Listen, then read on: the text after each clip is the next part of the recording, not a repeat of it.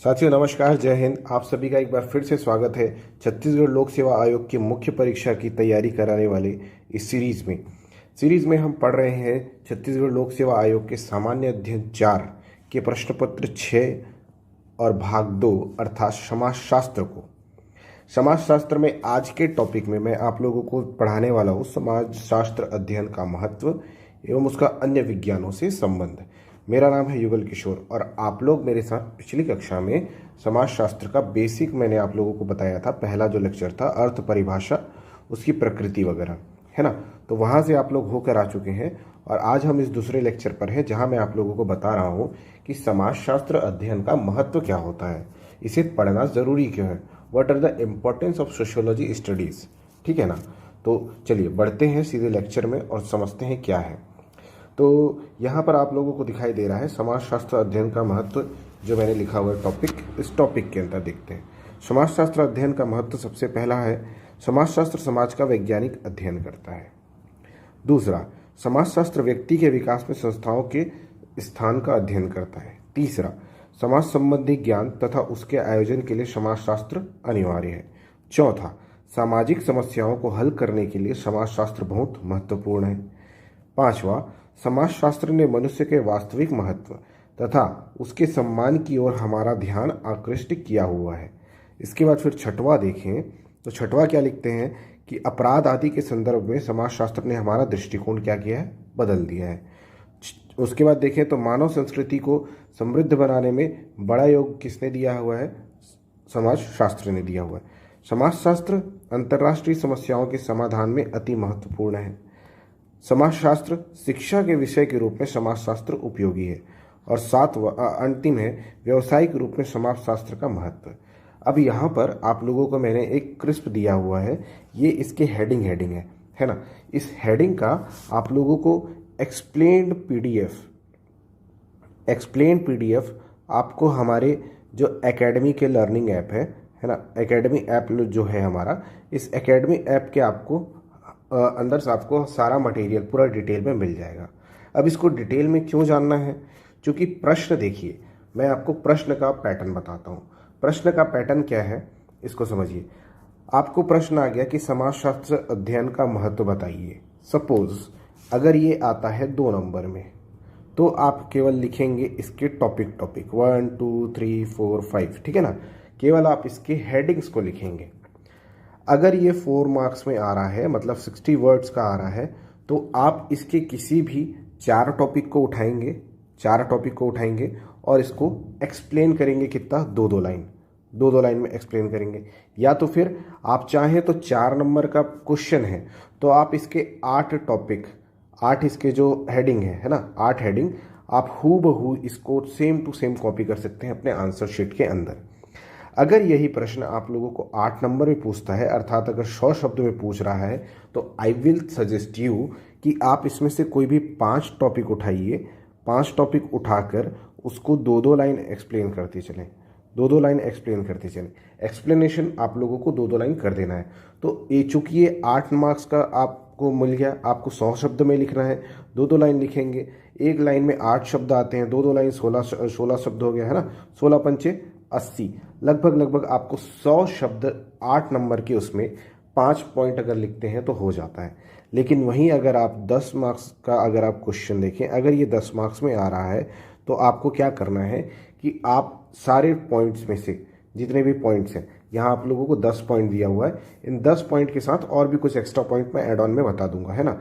इन 10 point के साथ आप लोगों को पूरा आप सिंगल लाइन में भी एक्सप्लेन कर सकते हैं, या तो आप इसको शुरू में एक प्रोफार्मा बनाइए कि समाजशास्त्र अध्ययन का महत्व, साइड में एक बताइए, और उसके बाद यहाँ पे इन सारे टॉपिक्स को लिख दीजिए, है ना। समाज का वैज्ञानिक अध्ययन करता है, संस्थाओं के स्थान का, समाज में व्यक्ति के विकास में संस्थाओं के स्थान का अध्ययन करता है, ठीक है ना। तीसरा, समाजशास्त्र अनिवार्य क्यों है, क्योंकि समाज संबंधी ज्ञान देता है। चौथा, सामाजिक समस्याओं को हल करने के लिए, आपराधिक प्रवृत्ति को दूर करने के लिए। ऐसे आप 5-6 टॉपिक बनाइए और उसको फिर यहाँ पर आप एक्सप्लेन कर दीजिए अपने मेन आंसर के जो बॉडी है उसके अंदर। तो इससे आपको मैक्सिमम मार्क्स गेन करने में आप लोगों को मदद मिलेगी, ठीक है। तो अभी मैं आप लोगों को इस पूरे जो भी एक्सप्लेनेशन है, इस एक्सप्लेनेशन का एक ही पोर्शन हुआ है ना, अध्ययन का महत्व। तो इस तरीके से जो प्रश्न आए हैं तो इसमें आपको कैसे बताना है वो चीज़ है। अब अगर एग्जामिनर थोड़ा सा भी अगर आपके अंदर की जो विश्लेषण क्षमता है उसको जानना चाहता है तो वो आपसे इन सभी के पर्टिकुलर आप लोगों को 1 2 3 4 5 6 जितने महत्व मैंने लिखे हुए हैं उन महत्व से सीधे सीधे प्रश्न पूछ सकता है। कैसे प्रश्न आएंगे उसको समझिए। समाजशास्त्र समाज का वैज्ञानिक अध्ययन करता है, स्पष्ट कीजिए। कितने नंबर में आएगा? 4 नंबर में आएगा, 2 नंबर में आएगा। तो आपको क्या करना है, इस लाइन को मैं जिस पुस्तक से पढ़ा रहा हूँ ये बहुत ऑथेंटिक बुक है, इस बुक से सीधे सीधे इसके लाइंस उठा के पूछे जाते हैं, राइट। तो आपको सीधे सीधे इन लाइन से क्वेश्चन देखने को मिल सकता है। समाजशास्त्र समाज का वैज्ञानिक अध्ययन करता है, स्पष्ट कीजिए। समाज व्यक्ति के विकास में संस्थाओं के स्थान का अध्ययन करता है, स्पष्ट कीजिए। समाज संबंधी ज्ञान तथा उसके आयोजन के लिए समाजशास्त्र अनिवार्य है, स्पष्ट कीजिए। सामाजिक समस्याओं को हल करने के लिए समाजशास्त्र महत्वपूर्ण है, समझाइए। ठीक है ना, समझाइए। इसके बाद फिर समाजशास्त्र ने मनुष्य के वास्तविक महत्व तथा उसके सम्मान की ओर हमारा ध्यान आकृष्ट किया है, टिप्पणी करें, राइट, टिप्पणी करें। इसके बाद देखिए आगे क्या लिखता है, अपराध आदि के संदर्भ में समाजशास्त्र में हमारा दृष्टिकोण बदल दिया है, समझाइए। ठीक, मानव संस्कृति को समृद्ध करने में सबसे जो बड़ा योगदान है वो समाजशास्त्र ने दिया है, समझाइए। समाजशास्त्र अंतर्राष्ट्रीय समस्याओं के समाधान में अति महत्वपूर्ण है, एक्सप्लेन, समझाइए, राइट। शिक्षा के विषय के रूप में समाजशास्त्र उपयोगी है, एक्सप्लेन, समझाइए। व्यवसाय के रूप में समाजशास्त्र का महत्व बताइए। चलिए, ये आप लोगों को 10 अलग अलग टॉपिक आप लोगों को यहाँ से मिल गया है ना। इस एक टॉपिक के अंदर आप लोगों को अगर इसके एक्सप्लेनेशन पार्ट को, जो कि मैं कह रहा हूँ कि हमारे एकेडमी के लर्निंग ऐप के अंदर आप लोगों को जो पेड में जो बच्चे हैं उन लोगों को ये जो PDF है वो पूरा फ्री में अवेलेबल है। सॉरी, पेड जो बच्चे हैं उनको अवेलेबल है एकेडमी ऐप के अंदर, है ना। आपके जो पेड बैच में जो नहीं है वो लोग हमारे टेलीग्राम चैनल से इसका जो नोट्स है वो ले सकते हैं, है ना। और नहीं तो आप हमारे जो ऑफिस का कॉन्टैक्ट नंबर है जो आपको आज़ाद CGPSC एकेडमी के अंदर जो मिलता है उसमें आप हमसे कांटेक्ट कर सकते हैं, ठीक है। तो आप हमारे ऑफिस के कांटेक्ट नंबर में भी कांटेक्ट कर सकते हैं। हमारे एकेडमी ऐप के अंदर भी आप लोगों को नोट्स सेक्शन के अंदर ये सारी चीज़ें मिल जाएंगी, ठीक है। चलिए, अब देखिए मैं इन सारी चीज़ों को, ये जितने पॉइंट्स मैंने आपको बताए हैं इसको मैं आप लोगों को थोड़ा थोड़ा एक्सप्लेन कर देता हूँ, ताकि अगर आप लोग हमसे किसी भी तरीके से कनेक्ट कर पा रहे हैं और अपने मार्क्स को बेहतर करना चाहते हैं तो आप इसको एक्सप्लेन कर पाएँ, ठीक है। तो सबसे पहले देखते हैं क्या समाजशास्त्र समाज का वैज्ञानिक अध्ययन करता है, स्पष्ट कीजिए। इस लाइन का एक्सप्लेनेशन, ठीक। इसके एक्सप्लेनेशन में अगर हम जाएंगे तो हम सबसे पहली लाइन लिखेंगे, समाजशास्त्र के उदय के पूर्व कभी भी समाज को विज्ञान का विषय नहीं माना गया था। It is the key note, right. इस की नोट के बिना ये क्वेश्चन, ये आंसर कंप्लीट नहीं होगा। समाज को कभी भी विज्ञान का विषय नहीं माना गया था, समाजशास्त्र ही वो पहला विषय था जिसने समाज को विज्ञान के दायरे में लेकर आए और समाज का वैज्ञानिक अध्ययन किया, ठीक है। ये स्पष्ट हुआ। इसके विकास के पूर्व, मतलब समाजशास्त्र विषय के आने के पहले ये चीज़ नहीं थी। और इसको विज्ञान के रूप में कैसे, समाज को विज्ञान के रूप में डील करना, विज्ञान की विषय वस्तु में समाज को लेकर आने का जो कार्य किया है वो किसने किया है? समाज शास्त्र ने किया है, राइट। वेरी सेट, इतना ही आपको लिखना है।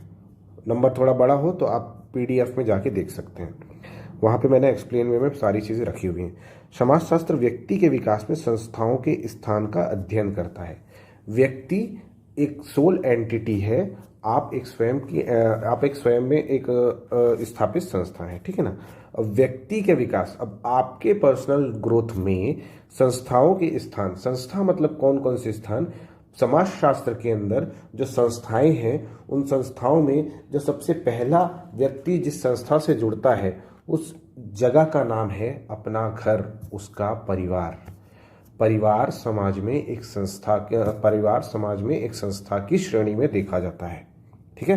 तो उसका परिवार सबसे पहले, दूसरा स्कूल, तीसरा वो जिन धर्म से जुड़ा हुआ है, जिस संप्रदाय में रहता है, उस संप्रदाय का उस व्यक्ति के विकास में क्या योगदान रहा है, चौथा, वो जिस स्टेट में रहता है, वो जिस नगरीय निकाय में रहता है, वो जिस ग्रामीण अर्थव्यवस्था में रहता है, उस ग्रामीण अर्थव्यवस्था का उस व्यक्ति के विकास में क्या योगदान है। अंतिम रूप से एक राज्य और जो सर्वोच्च रूप है वहां पर आपको अंतर्राष्ट्रीय स्तर पर एक व्यक्ति के विकास में जो संस्थाएं हैं, जो बड़ी बड़ी संस्थाएं आप देखते हैं, यूएन है, यूएनडीपी है, नेशनल जो संस्थाएं हैं, राष्ट्रीय संस्थाएं जैसे बाल विकास संस्थान हो गई, महिला आयोग हो गया, है ना, ये सारी संस्थाएं एक व्यक्ति के विकास में क्या कार्य कर रही हैं, इसका अध्ययन करने का कार्य जो विज्ञान की जो शाखा करती है, उस शाखा का नाम क्या है भैया? समाज शास्त्र। राइट, समझ आया? चलिए तीसरा पॉइंट देखते हैं। समाज संबंधी ज्ञान तथा उसके आयोजन के लिए समाज शास्त्र क्या है? अनिवार्य है। पहले तो समाज का ज्ञान होना चाहिए। अब इस ज्ञान में क्या चीज है, इस चीज को समझिए। ज्ञान वैसे ही जरूरी है जैसे आप किसी सपोज अगर आपको समाज में मृत्यु दर को घटाना है, महिला मृत्यु दर की बात करते हैं, मातृ मृत्यु दर को घटाना है, तो आपको पहले तो ये ज्ञान होना चाहिए कि मातृ मृत्यु दर कितना है, बाल मृत्यु दर कितना है ना। सामाजिक समस्या है ये। क्या है? सामाजिक समस्या। तो ये पहले तो इसका ज्ञान होना चाहिए। उसके बाद उसका आयोजन, मतलब अगर ये सारी चीजें हो रही है, मातृ मृत्यु दर अगर बढ़ा हुआ है, बाल मृत्यु दर बढ़ा हुआ है, तो इसको हम एलिमिनेट कैसे करेंगे, इसको हम धीरे धीरे समाज में कैसे लेके आएंगे। मतलब जैसे आप अभी समाज में एक पर्दा प्रथा है, ठीक है, अभी भी एग्जिस्ट करती है कुछ कुछ सोसाइटीज के अंदर। ये पर्दा प्रथा होनी चाहिए, नहीं होनी चाहिए, इसमें जब आप काम करेंगे तो आपको ज्ञान होगा कि पर्दा प्रथा एक लंबे समय से चली आ रही है। लेकिन आप उसको एलिमिनेट करना चाहेंगे तो आपके सामने हर समाज की अपनी एक रीति रिवाज है, अपनी एक व्यवस्था है, अपनी एक संस्कृति है। वो उस समाज, उस रीति रिवाज और उन संस्थाओं के अपने अपने दायित्वों से, अपने अपने जो सर्कमस्टांसेस है उनमें बंधे हुए हैं, ठीक है ना। तो आपको अगर किसी भी समस्या को हटाना है, किसी भी समस्या को वहां से इरेडिकेट करना है, तो वहां से क्या करना पड़ेगा? आपको उन समस्याओं का अध्ययन करना पड़ेगा, ठीक है ना, कि उस पर्टिकुलर समाज के अंदर ऐसा क्यों है कि वहां पर पर्दा की प्रथा है आज भी। और जब तक आप उसको समझेंगे नहीं, तब तक आप उस पर कोई भी चीज नहीं कर पाएंगे। और ये समझने का काम जिस ग्राउंड पे होता है, उस ग्राउंड का नाम है क्या? समाज शास्त्र, सोशियोलॉजी। राइट। तो समाज संबंधी ज्ञान तथा उसके आयोजन के लिए समाज शास्त्र का अनिवार्यता है। इसका एक्सप्लेनेशन आप लोगों को वर्ड में बहुत अच्छे से मेरे पीडीएफ में मिल जाएगा। सामाजिक समस्याओं को हल करने के लिए समाज शास्त्र महत्वपूर्ण है। समझाइए सामाजिक समस्याएं क्या क्या है। जैसे कि पर्दा प्रथा, अभी मैंने आपको बताया, बाल विवाह ये एक सामाजिक समस्या है।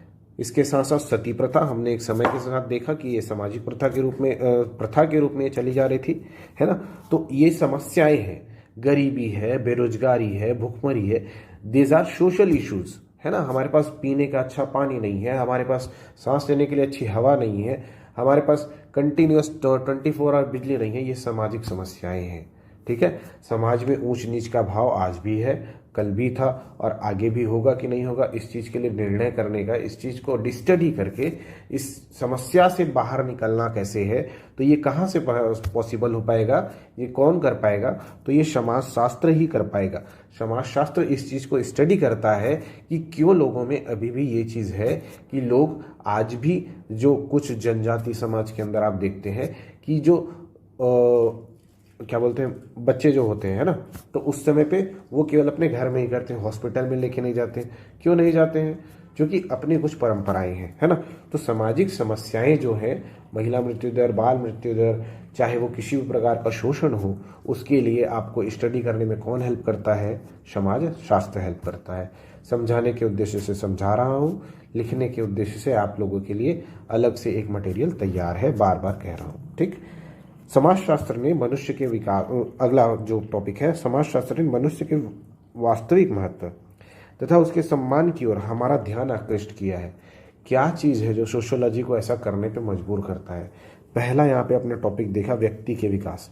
एक व्यक्ति किसी भी विज्ञान के केंद्र में व्यक्ति नहीं था जब तक समाजशास्त्र नहीं था। समाजशास्त्र के आने से व्यक्ति किसी भी विज्ञान के केंद्र में आया और फिर विज्ञान ने इस चीजों को डेवलप किया और उसके वास्तविक महत्व को समझा, है ना। आज हम बात करते हैं कि सोशल गैदरिंग होनी चाहिए। अब हर बच्चे आज के डेट में मोबाइल्स में लगे हुए हैं कंटिन्यूस, है ना। तो हम क्या बोलते हैं कि आज के बच्चे बाहर नहीं जाते हैं, बच्चे बाहर नहीं खेलते हैं। हमारे टाइम में हम नानी के घर जाते थे, दादी के घर जाते थे, बुआ के घर जाते थे, मामा मामी चाचा चाची। हमने एक बहुत बड़ा सोशल कल्चर देखा हुआ है हम जब छोटे थे उस समय पे, है ना। तो जो इंसान का महत्व है ये आपको कब समझ आया? जब अभी आप लोगों ने साल 2 साल 3 साल पहले जब आप लोगों ने देखा क्या, एक बहुत बड़ी महामारी कोविड से जो लोग गुजर के आए हैं वो जानते हैं कि इंसान इस सोसाइटी में अगर कोई चीज़ मैटर करता है तो वो और कुछ नहीं है, केवल और केवल इंसान है। हमने अपने बहुत से परिजनों को खोया, अपने बहुत से नियरेस्ट और डियरेस्ट लोगों को खोया, है ना। तो हम जानते हैं कि हम जिन लोगों के साथ रहे वो लोग हमारे लिए क्या मैटर करते हैं, उनका वास्तविक महत्व, किसी मनुष्य का वास्तविक महत्व क्या है, ये उसकी सोशल गैदरिंग के अंदर हम जानते हैं। हमारे बीच से कुछ साल पहले अटल बिहारी वाजपेयी जी चले गए, ठीक है। हमारे बीच से कुछ साल पहले इस देश के सबसे यशस्वी राष्ट्रपति डॉक्टर APJ अब्दुल कलाम जी चले गए। इन दोनों के जाने से हमने एक बहुत बड़ा एक राजनीतिक हमने लॉस तो हुआ ही हुआ, हमको साइंटिफिक लॉस तो हुआ ही हुआ, लेकिन हमने एक बहुत बेहतरीन ह्यूमन बीइंग को खो दिया। क्या आप लोग ये चीज़ मानते हैं?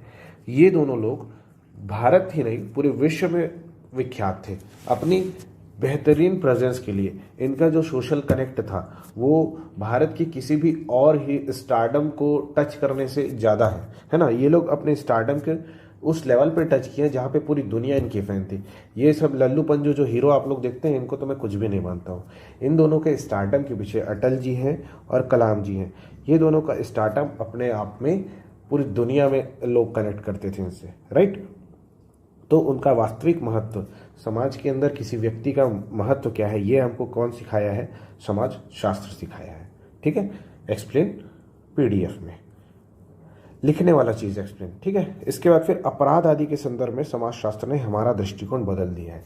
समाज शास्त्र के आने से पहले अगर आप लोग भूतपूर्व पुरातन संस्थाओं को देखेंगे, पुरानी जो राज व्यवस्था है उसमें क्या है कि किसी ने अपराध किया है तो उसे राजा क्या देगा भाई? दंड देगा।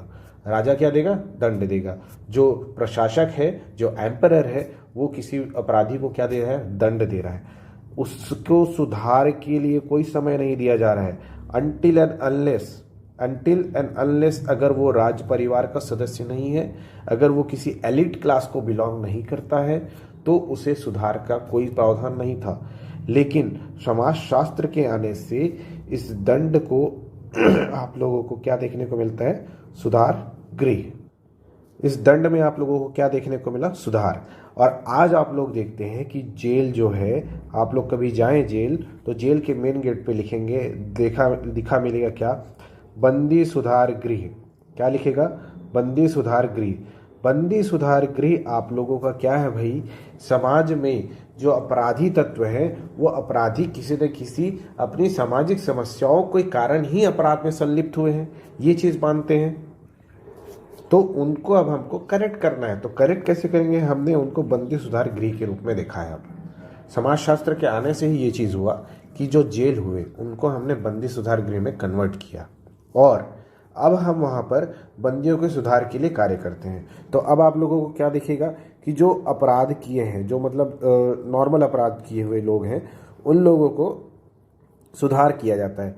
सुधार के रूप में उनको क्या दिया जाता है कि आजीविका के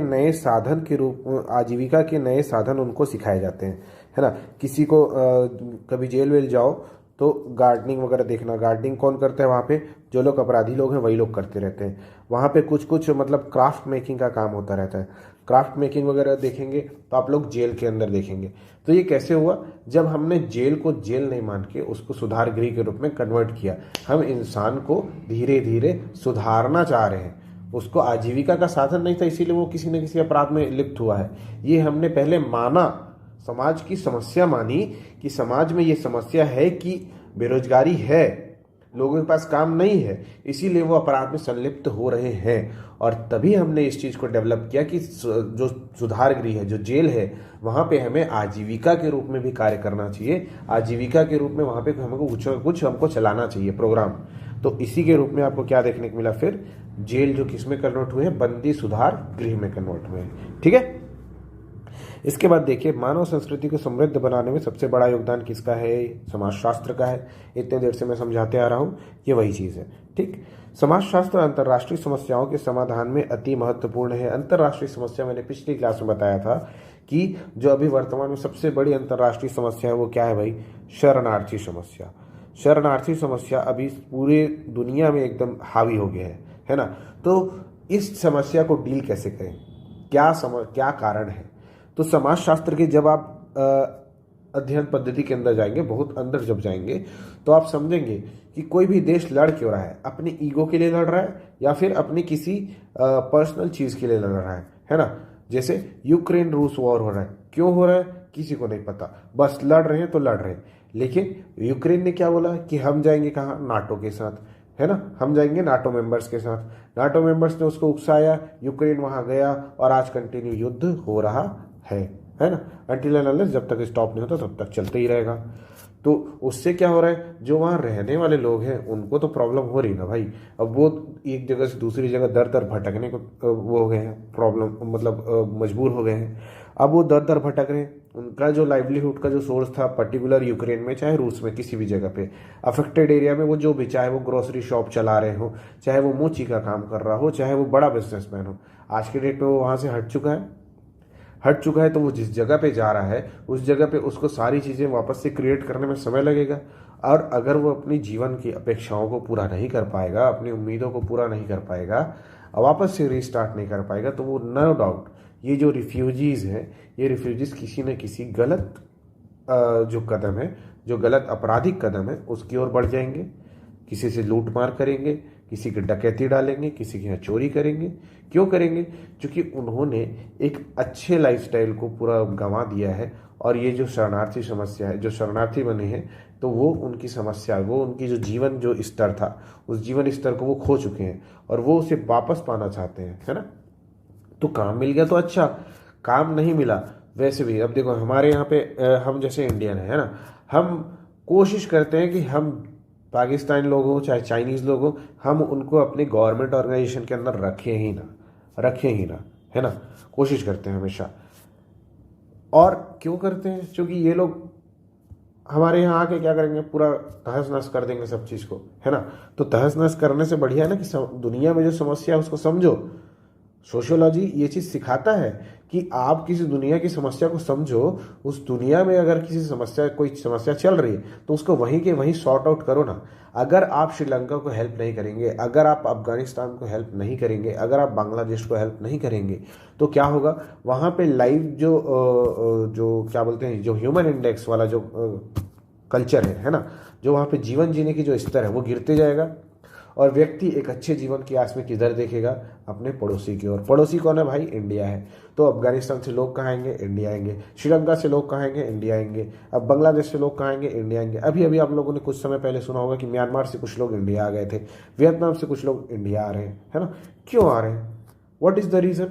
वहां पे वो जो जीवन का स्तर है वो उनको उतना अच्छा नहीं मिल रहा है, इसीलिए वो डाइवर्ट हो रहे हैं, वो माइग्रेट हो रहे हैं। और माइग्रेट हो रहे हैं तो हमारे यहाँ पे शरणार्थी के रूप में आ रहे हैं, राइट। तो इन चीज़ों को जब डील करेंगे, जब अंतर्राष्ट्रीय समस्याओं का समाधान आपको करना है, तो आपको ये चीज़ वहीं के वहीं सॉल्व करना है। आप अफगानिस्तान में क्या भेज रहे हो? गेहूं भेज रहे हो। आप क्या बोलते हैं, श्रीलंका में क्या भेज रहे हो?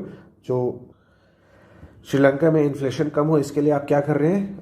ऑयल सप्लाई कर रहे हैं वहाँ पे, अपने पूरे जो खाने पीने की चीज़ें, खाद्यान्न वस्तु हैं, उनका निर्यात कर रहे हैं, बहुत सारी चीज़ें कर रहे हैं, है ना। सेम वैसे हम बांग्लादेश के साथ कर रहे हैं, बहुत सारे अलग अलग कंट्रीज को हम अलग अलग तरीके से सपोर्ट कर रहे हैं।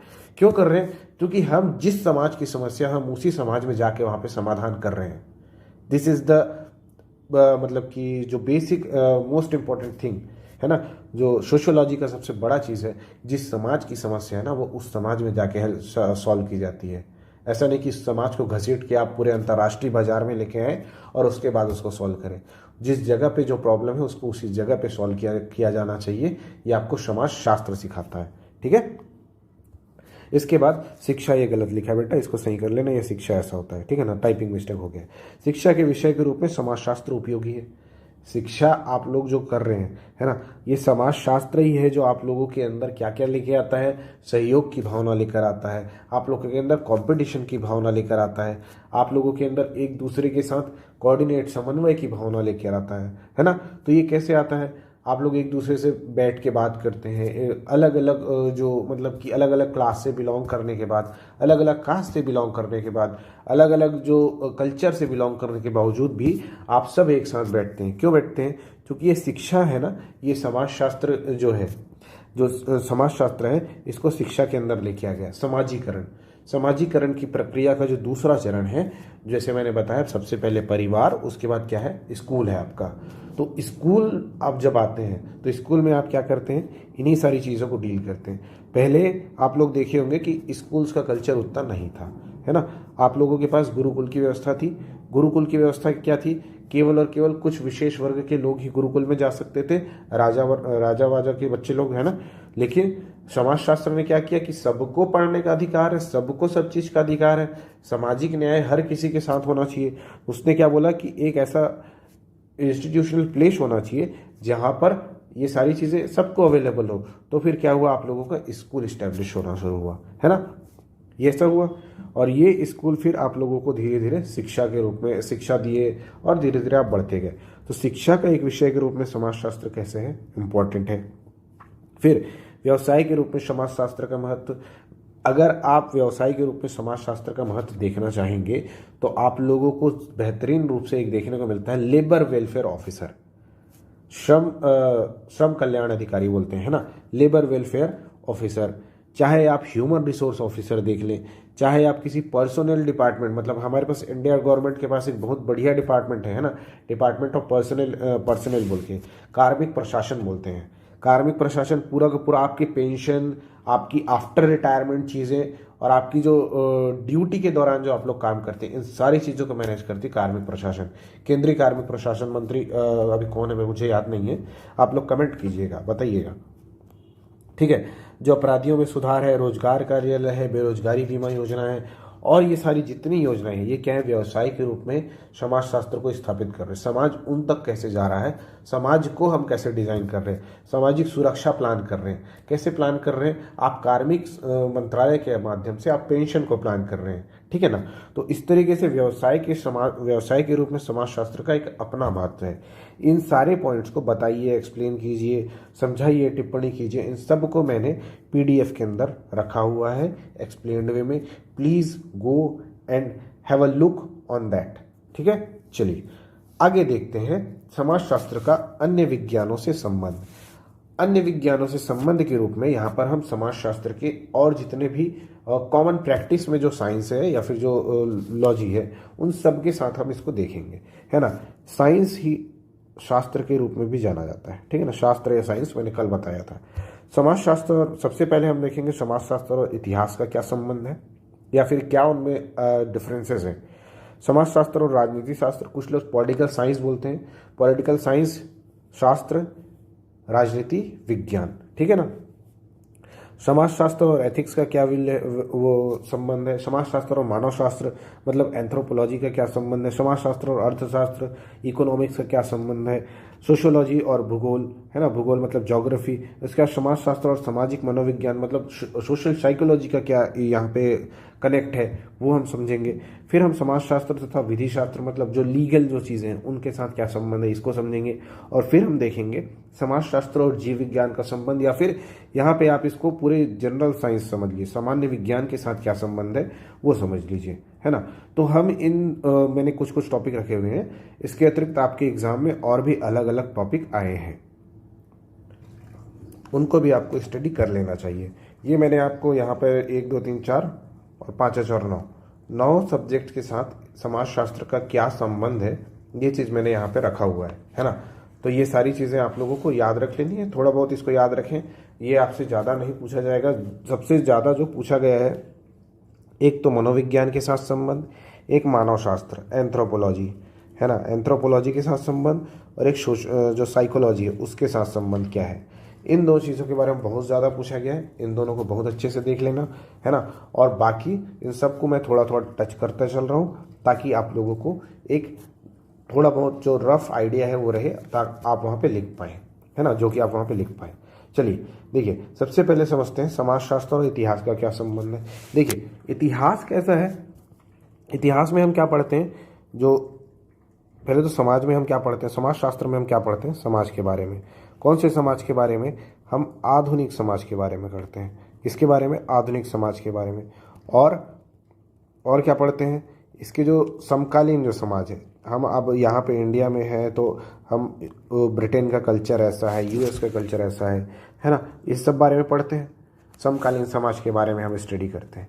लेकिन जब हम इतिहास में जब समाजशास्त्र को खोजते हैं तो हम इतिहास में क्या देखते हैं कि जो भूतकाल, जो प्राचीन काल में है ना, जो प्राचीन काल है उस प्राचीन काल में समाज की क्या स्थिति है, प्राचीन काल में समाज का अध्ययन करते हैं।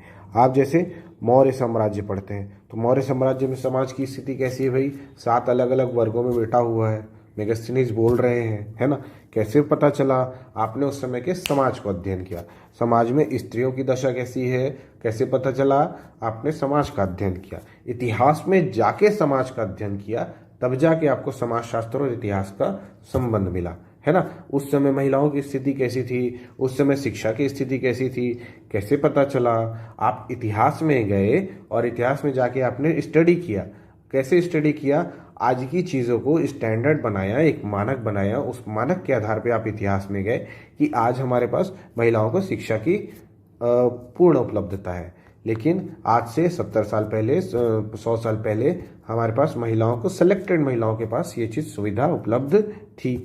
तो हमने क्या देखा कि इतिहास में जाके हम चीज़ों को स्टडी कर रहे हैं और उसके अकॉर्डिंग हम ये चीज़ समझने की कोशिश कर रहे हैं कि 1920 में हमारे जो असहयोग आंदोलन हुआ उसमें कृषकों का सहयोग क्यों नहीं रहा, क्योंकि शिक्षा ही नहीं थी। महिलाओं को सहयोग नहीं रहा, क्यों नहीं रहा, क्योंकि शिक्षा ही नहीं था। शिक्षा धीरे धीरे बढ़ी, है ना। तो हम कैसे समझते हैं इस चीज़ को, हम समाजशास्त्र और इतिहास को ऐसे रिलेट करते हैं, तब हम समझते हैं कि ये चीज़ कैसे हो रहा है, ठीक। इसके बाद देखिए समाजशास्त्र और राजनीति शास्त्र। समाज में, समाज का जो विषय है वो क्या है, सबसे पहले कौन है, व्यक्ति। सबसे पहले कौन है, व्यक्ति। व्यक्ति किसका हिस्सा है, परिवार का हिस्सा है। परिवार किसका हिस्सा है, एक समुदाय का हिस्सा है, ठीक है। समुदाय किसका हिस्सा है, एक राज्य का हिस्सा है। राज्य को डील करने का सब्जेक्ट क्या है, राजनीति शास्त्र, राजनीति विज्ञान। राज्य को एंटिटी मानने वाला, राज्य को इकाई मानने वाला जो अध्याय है, जो विज्ञान है, वो कौन है, राजनीति विज्ञान। तो समाजशास्त्र और राजनीति शास्त्र ऐसे कनेक्ट होता है, ठीक है। क्या होता है, राजनीति शास्त्र राजनीतिक जो चीज़ें हैं उनके बीच और समाज के बीच जो व्यवस्था है, उस सामाजिक समस्या को समाधान करने के लिए राजनीति क्या यूज़ कर रही है, राजनीति क्या कर रही है, वो चीज़ को जब डील किया जाता है तो इन दोनों के बीच क्या होता है, संबंध स्थापित होता है। सपोज देखिए समाज में क्या है, समाजशास्त्र में क्या है, एक सामाजिक पिछड़ापन देखते हैं, है ना। सामाजिक पिछड़ापन, सोशल बैकवर्डनेस, सामाजिक पिछड़ापन। सामाजिक पिछड़ापन को दूर करने के लिए राजनीति में एक स्टेप उठाया गया कि हम सोशल अपलिफ्टमेंट करेंगे। सोशल अपलिफ्टमेंट करेंगे तो हम क्या कर देते हैं, चलो सबको क्या करते हैं, रिजर्वेशन देते हैं, है ना। ये क्या है, एक सामाजिक जो उत्थान है उसके लिए क्या किया गया है, रिजर्वेशन दिया गया है लोगों को, ताकि लोगों में एक सामाजिक जो चेतना है वो बराबर आए और सभी को बराबर ट्रीट किया जाए, ठीक है ना। तो इस तरीके से हमने क्या देखा कि जो जाति प्रथा है, जो सामाजिक व्यवस्था है, जो समाज में अलग अलग समस्याएं हैं, उनको अलग अलग तरीके से राजनीति अपने अपनी तरीके से डील करते जा रहा है ना। तो राजनीति का जो प्रक्रिया है वो समाज की स्थिति से डिसाइड होता है ना। राजनीति में जो भी स्टेप लिए जाएंगे वो समाज में क्या चल रहा है उसके हिसाब से डिसाइड किए जाते हैं। तो इस प्रकार से आपका समाजशास्त्र और राजनीति शास्त्र एक दूसरे से कंप्लीटली इंटरकनेक्टेड होते हैं। राजनीति में लिया गया कोई भी डिसीजन केवल और केवल समाज के लिए लिया जाता है, किसी पर्टिकुलर व्यक्ति के लिए नहीं लिया जाता है, ठीक है ना। तो आपको ध्यान रखना है कि समाजशास्त्र हमेशा राजनीति का अभिन्न अंग रहा है और रहेगा। फिर हम देखते हैं समाजशास्त्र और नीतिशास्त्र। नीतिशास्त्र को आप लोग पढ़ते हैं एथिक्स के रूप में, ठीक है ना। समाज में एक व्यवस्था बनी हुई है, आप लोगों के सिलेबस का टॉपिक भी है सामाजिक व्यवस्था। सामाजिक व्यवस्था है कुछ चीज़ें, है ना, तो उन सामाजिक व्यवस्थाओं को पालन करना है और उन सामाजिक व्यवस्थाओं के लिए कुछ विशेष रूप से वैल्यूज़ हैं, है ना, उन वैल्यूज़ को आपको रिस्पेक्ट करना है, उनको फॉलो करना है, ठीक है, उन वैल्यूज़ को आपको कंटिन्यू लेके चलना है। तो ये सामाजिक व्यवस्था है, ये जो वैल्यूज़ है, इन वैल्यूज़ को डेवलप करने के लिए जो काम कर रहे हैं वो कौन कर रहा है? समाजशास्त्र कर रहा है। समाजीकरण की प्रक्रिया के तहत ही सामाजिक व्यवस्थाओं का क्या हो रहा है? धीरे धीरे ग्रोथ हो रहा है ना, हम धीरे धीरे समाज के रूप में बढ़ते जा रहे हैं। लेकिन ये समाज एकदम प्रॉपर चलता रहे, इसके वैल्यूज सेम टू सेम रहे, इसके लिए जो काम करता है वो कौन करता है? एथिक्स, नीति शास्त्र। मतलब व्यक्ति को सच बोलना चाहिए, व्यक्ति को अपने कर्म करते रहना चाहिए, व्यक्ति को स्वावलंबी होना चाहिए। This is what, this is ethics, है ना। हमेशा सच बोलो, अच्छा बोलो, बढ़िया सुनो, है ना। यही सारी चीज़ें हमको क्या बोलते हैं? हमको एथिक्स के अंदर सिखाई जाती है। कर्तव्यनिष्ठ होना, सच्चा होना, और क्या होना? ईमानदार होना। ये सारी चीज़ें समाज में ज़रूरी है कि नहीं है? आप लोग बताइए, समाज में ज़रूरी है कि नहीं है? बिल्कुल है ना। तो समाज में जो चीज़ ज़रूरी है, ये चीज़ डिसाइड कौन कर रहा है? नीति शास्त्र, कि ये चीज़ ऐसी होनी चाहिए, है ना।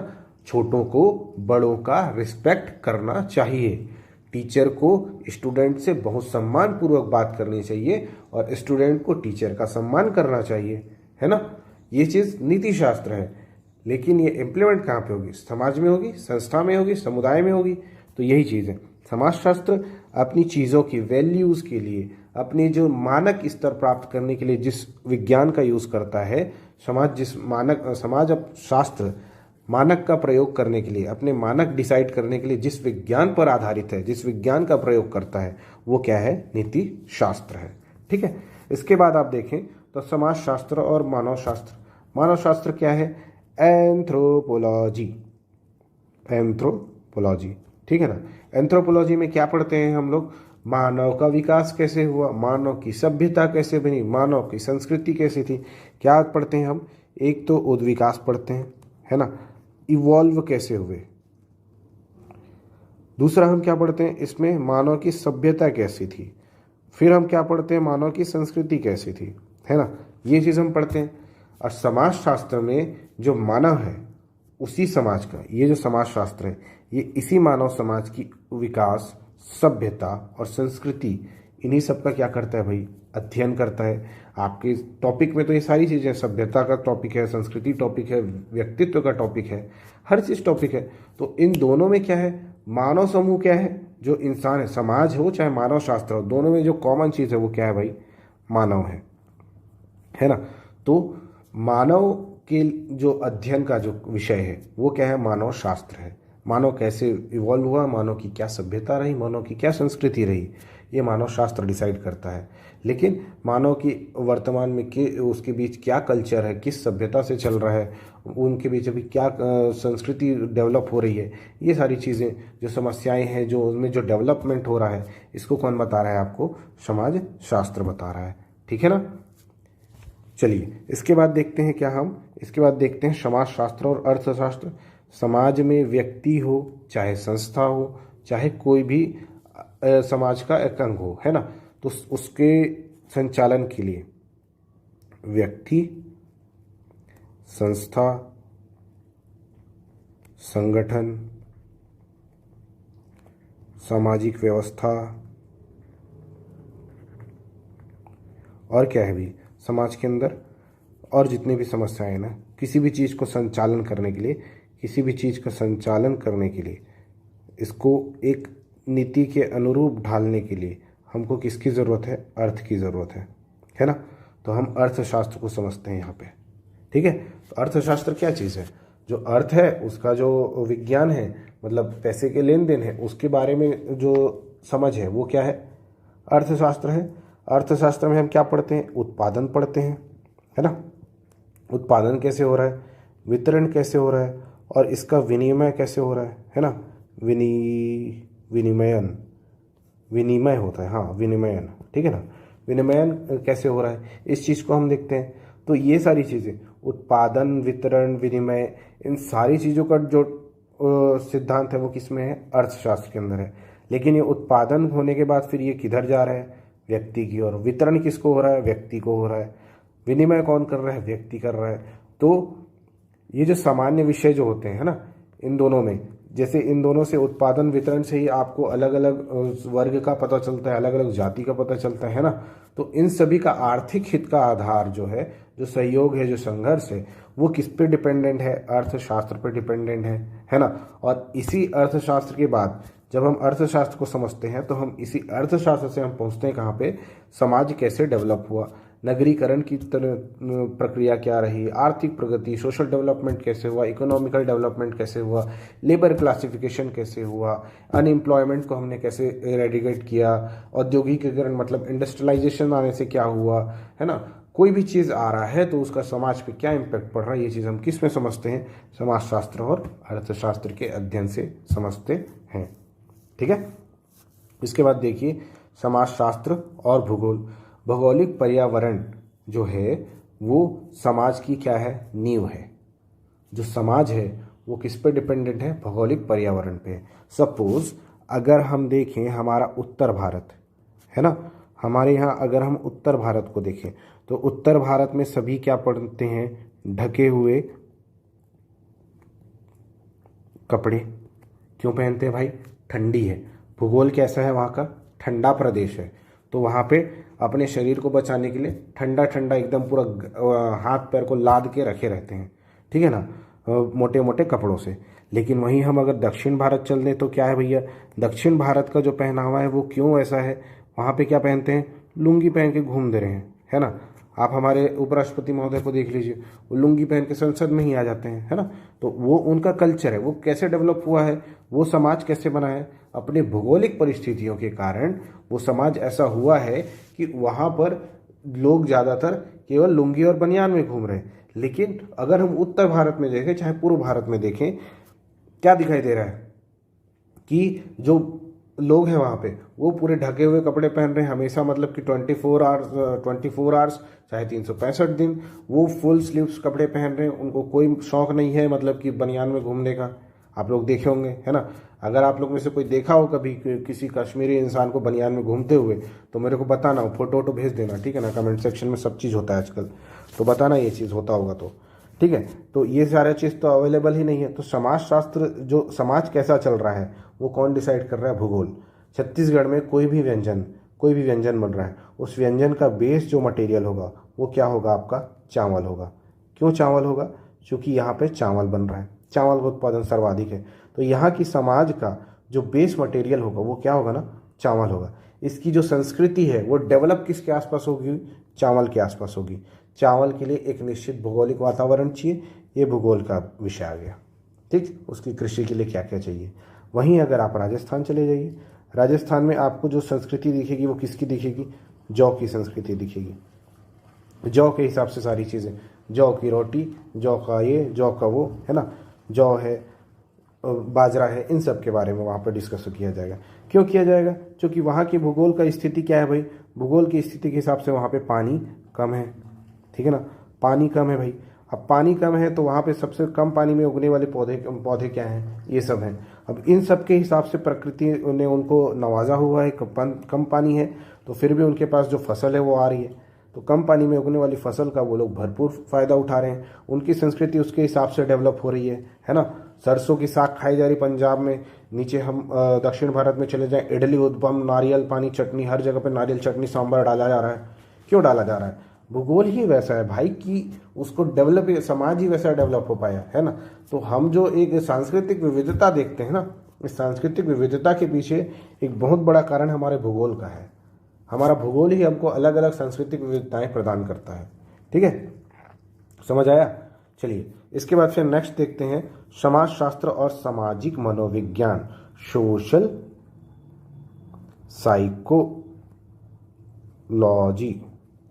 साइकोलॉजी। समाज का मनोविज्ञान कैसा है? What is the temperament of society. एक समय था, अभी आप चुनाव के उससे गुजरे हैं, है ना, गुजर रहे हैं, तो चुनाव के समय पे आप देखते हैं क्या कि सोशल टेम्परामेंट कैसा है, सोशल साइकोलॉजी कैसी है। पहले, जब मुझे याद है बहुत पहले, जब मतलब मैंने पुस्तकों में पढ़ा है और सुना है ना, जो चुनाव होते थे वो चुनाव किस पे होते थे, प्रॉपर टॉपिक है ना, प्रॉपर टॉपिक है कि उसके पास चुनाव के मुद्दे क्या क्या हैं, कि देश है, देश है, देश है, देश है, देश है, देश है, ठीक है। वर्तमान में चुनाव का मुद्दा क्या है, ये व्यक्ति है, इस व्यक्ति के हमको हराना है, इस व्यक्ति से हमको बचाना है, इस व्यक्ति को देश डुबाना है, इस व्यक्ति ने देश को बेचना है। हम क्या कर रहे हैं, जो मनोविज्ञान को वो खेल रहे हैं, हम क्या देख रहे हैं कि लोग अब इससे मतलब नहीं है कि क्या चीज़ हो रहा है, देश के विकास का मुद्दा क्या है, देश के लिए बेरोजगारी जरूरी है या नहीं है। देश के लिए ये ज़्यादा ज़रूरी है कि कोई व्यक्ति इस देश को बेचेगा कि नहीं बेचेगा, है ना। एक व्यक्ति के पास इतनी पावर है कि वो इस देश को बेच सकता है, एक व्यक्ति के पास इतनी पावर है कि वो इस देश को बचा सकता है ना। यहाँ पे पूरा देश कोई वैल्यू नहीं कर रहा है, यहाँ पे केवल और केवल क्या वैल्यू कर रहा है, व्यक्ति मैटर कर रहा है। तो सोशल साइकोलॉजी आ गई है ना। सोशल साइकोलॉजी अब यहाँ पे कैसे आया, समाज जो सोच रहा है उसको सोचने के लिए मजबूर कौन कर रहा है, यहाँ पे जो साइकोलॉजी के साथ जो खेला जा रहा है वो कौन खेल रहा है भाई, आप लोगों का मीडिया खेलती है ना। मीडिया आपके दिमाग में ये चीज़ डालती है कि कोई चीज़ अगर कर सकता है तो कौन कर सकता है, एकमात्र नेता कौन है हमारा, यही है। ये कोई अगर नहीं कर सकता है तो कौन नहीं कर सकता है, तो एकमात्र नेता है जो हमारा देश बेचना चाहता है वो कौन है, वो यही है। आपको ये चीज़ बार बार आपकी सोशल जो दिमाग है, जो समाज में ये चीज़ फैलाया जा रहा है, वो क्या फैलाया जा रहा है कि ये चीज़ ये कर देगा और ये चीज़ ये कर देगा।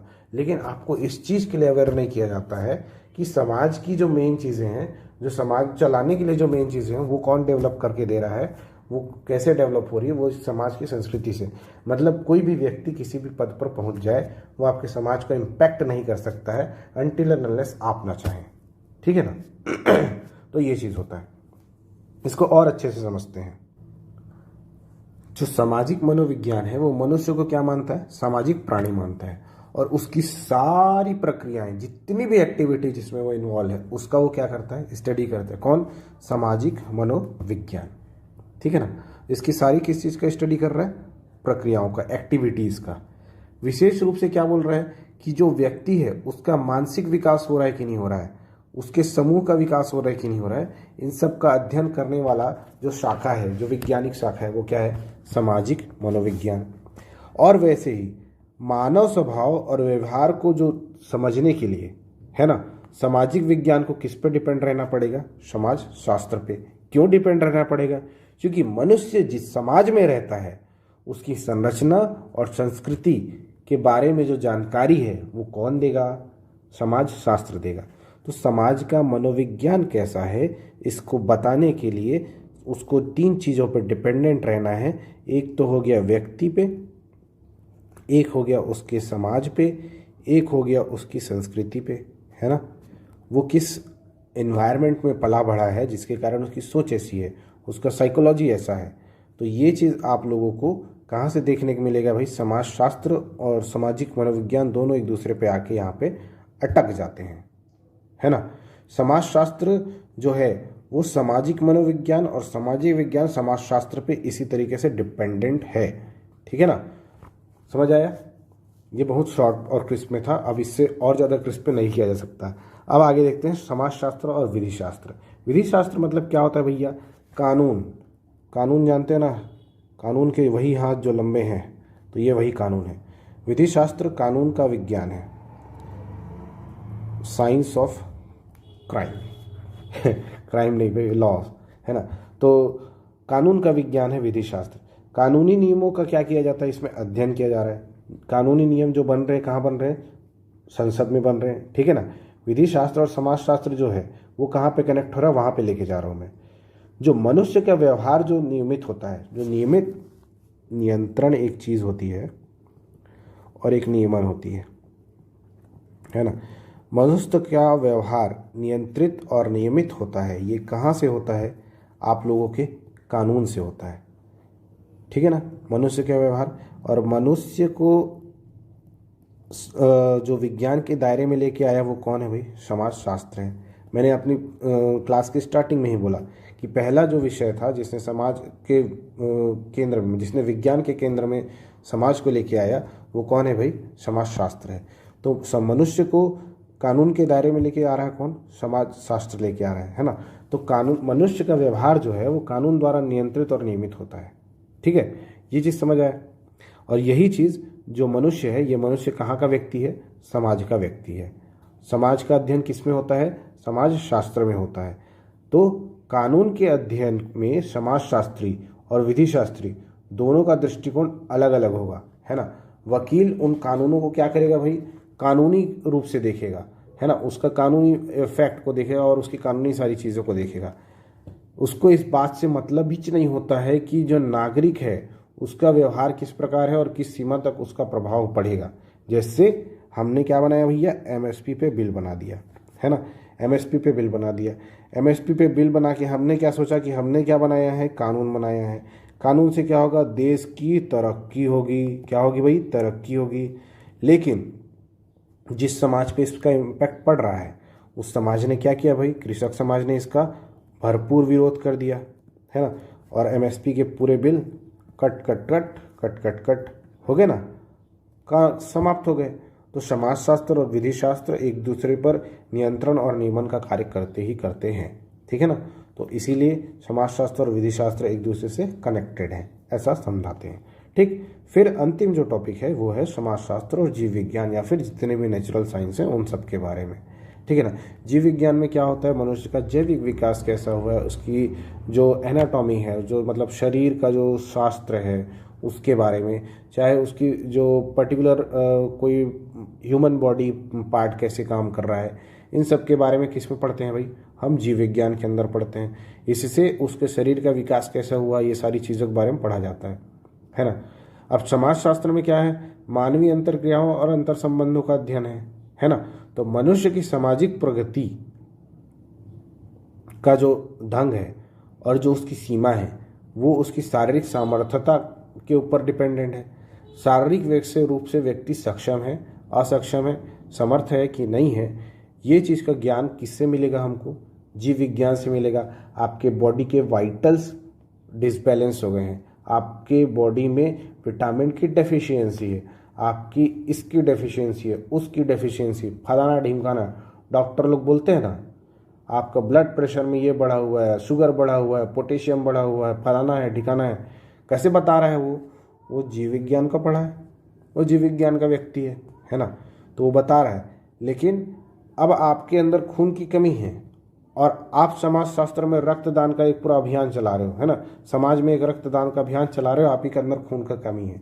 इज इट पॉसिबल कि आप बेड पे लेटे हुए हो, जो आपको खुद की खून की ज़रूरत है, और आप एक कैंपेन चला पाओ? नहीं चला पाओगे। तो मानव परिस्थिति विज्ञान जो है वो जैविक परिस्थिति विज्ञान पर क्या होती है? आधारित होती है ना। जनन विज्ञान, जेनेटिक्स, आनुवांशिकी, इसका जो समाजशास्त्र में बहुत महत्व होता है ना। ये किसकी शाखा है भाई? जेनेटिक्स जो है, जेनेटिक्स जो ब्रांच है, मतलब आनुवांशिकी। हम बोलते हैं कि कोई बच्चा अपने घर से ज़्यादा सीख के आता है ना। पहला उसका परिवार कहाँ पे है? और उसका घर है। पहले उसके सीखने की जगह क्या है? उसका घर है। तो आनुवांशिकी का जो डिफरेंस आता है वो किसके कारण आता है? कि बच्चा कहाँ पे पैदा हुआ है ना, वो किस जेनेटिक्स उसके अंदर है। अब कोई बच्चा, हम लोग जैसे जेनेटिक उसको पढ़ते हैं, है ना, प्रजाति वर्गीकरण पढ़ते हैं, किसमें? भूगोल के अंदर पढ़ते हैं, समाजशास्त्र, एंथ्रोपोलॉजी, बहुत सारे सब्जेक्ट के अंदर पढ़ते हैं। तो डिफरेंसेस कैसे क्रिएट हो रहे हैं? क्योंकि जेनेटिक्स डिफरेंस है ना। तो ये जेनेटिक्स किसका पार्ट है भाई? जेनेटिक्स जीव विज्ञान का पार्ट है, ये उसकी शाखा है। लेकिन इसका जो जेनेटिक्स का सबसे जो बड़ा महत्व है वो किसमें है भाई? समाजशास्त्र में है ना। तो मानव व्यवहारों पर जो जेनेटिक्स, हेरिडिटरी का जो प्रभाव का ज्ञान है ना, वो उस जीव विज्ञान से मिलता है। लेकिन मानव व्यवहार कैसे कर रहा है ये आपको समाज से पता चलता है। तो दोनों एक दूसरे से क्या हुए? फिर से इंटरकनेक्टेड हो गए, है ना। विशुद्ध रूप से दोनों एक दूसरे से कनेक्टेड हैं, इस चीज़ पे कोई दो राय नहीं है। लेकिन अब इसको लिखना कैसे है, एक बार मैं फिर से बता दे रहा हूँ। लिखने के लिए आप लोगों को जो भी टॉपिक मैंने समझाया, it is my own explanation, it's my explanation, ठीक है ना। ये आपको लिखना नहीं है पेपर में, एकदम चालू भाषा में समझाया हूँ मैं ताकि आपको समझ आ जाए। चालू भाषा का प्रयोग किया गया है मेरे द्वारा, ठीक है।